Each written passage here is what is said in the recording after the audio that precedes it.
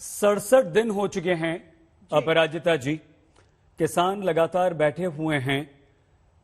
सरकार जरूर कह रही है कि हम बातचीत करेंगे, बातचीत के दरवाजे खुले हैं, 12 राउंड आपने बातचीत कर ली है।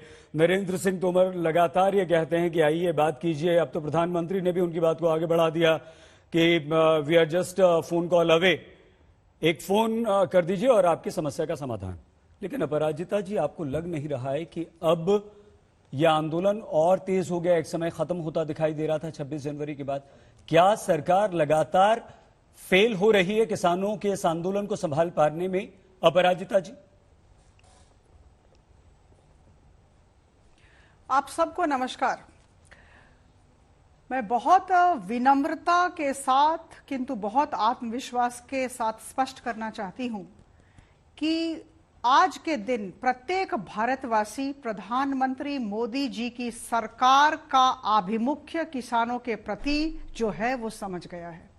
हम सब किसानों के साथ खड़े हैं और किसानों के साथ खड़े रहेंगे।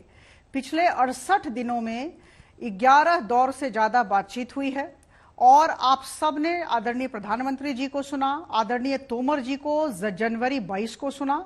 हम कहते हैं कि हम एक फोन कॉल से दूर हैं, तो इसका मतलब ये हुआ कि हम चाहते हैं कि इस समस्या का समाधान हो और केंद्र सरकार जानती है और मुझे लगता है सब जानते हैं कि किसी भी समस्या का समाधान विवाद को बढ़ाकर नहीं होता है, विचार विमर्श से होता है, बातचीत से होता है, संवाद से होता है। तो हम तो उन्हें आदर के साथ आमंत्रित करते हैं। जिस तरह का हिंसा का तांडव 26 जनवरी को हुआ, उसके बाद भी आप देखें सरकार में कितनी नरमी है, कितना लचीलापन है। हमें अपने किसानों, हमारे अन्नदाताओं के प्रति बहुत ही श्रद्धा और सम्मान का भाव है।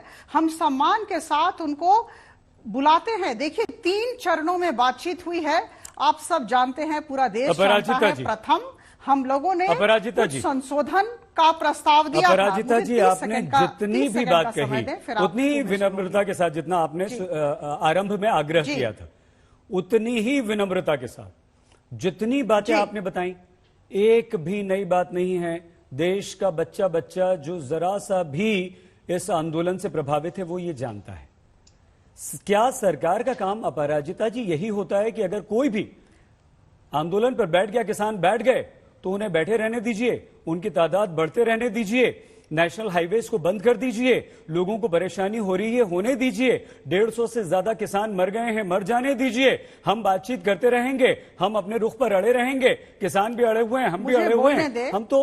अरे सवाल तो सुन लीजिए मैडम, क्या सरकार, बहुत अच्छी बात है, सरकार ने कोई सख्ती नहीं की। अरे सवाल तो सुन लीजिए अपराजिता जी, सवाल तो सुन लीजिए।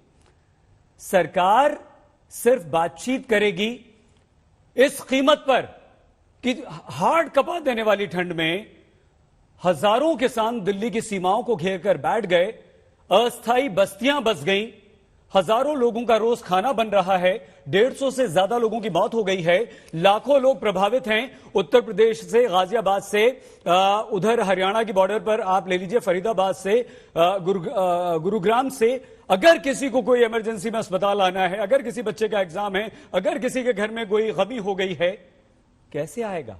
वो परेशान हो। क्या सरकार की जिम्मेदारी हम लोगों की, आम इंसान की, देशवासियों के प्रति कुछ नहीं है? किसान 67 दिन बैठे हुए, 167 दिन हो जाए, 267 दिन हो जाए, बैठे रहें, हमें कोई मतलब नहीं है। बोलिए प्लीज।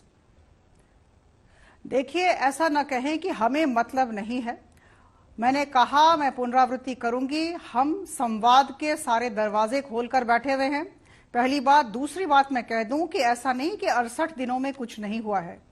हमने संशोधनों के साथ उनसे बातचीत की, संशोधनों का प्रस्ताव लेकर हम आए, उन्होंने मना कर दिया। दूसरी बात, सुप्रीम कोर्ट ने, सर्वोच्च न्यायालय ने समिति की गठन की, समिति ने अपना काम शुरू कर दिया है। तीसरी बात, सबसे बड़ी बात, हमने कहा कि 1.5 साल तक हम इसका कार्यान्वयन होल्ड पर रख देते हैं। वो प्रस्ताव अभी भी उनके सामने है, हम बड़े आदर के साथ उन्हें बुलाते हैं। लेकिन देखिए, एक बात मैं कह दूं, उसके बाद आप दूसरे वक्ताओं को बोलने के लिए आमंत्रित करिएगा। ठीक है अपराजिता जी। स्थिति ऐसी है कि हमारे अन्नदाता आतंकवादी हो ही नहीं सकते नहीं हैं, है, हमारे ठीक है। अन्नदाता हिंसा का ठीक है। तांडव कर ही नहीं सकते अपराजिता, एक मिनट, हैं। 68 अपराजिता दिनों जी। में क्या हुआ है, क्षमा। जो विपक्षी दल ठीक है। हैं और जो ठीक है, मैम। राष्ट्र विरोधी शक्तियां हैं, मैम, वो बहुत हो चाहती गया। नहीं है कि इस समस्या का ठीक समाधान है। हो।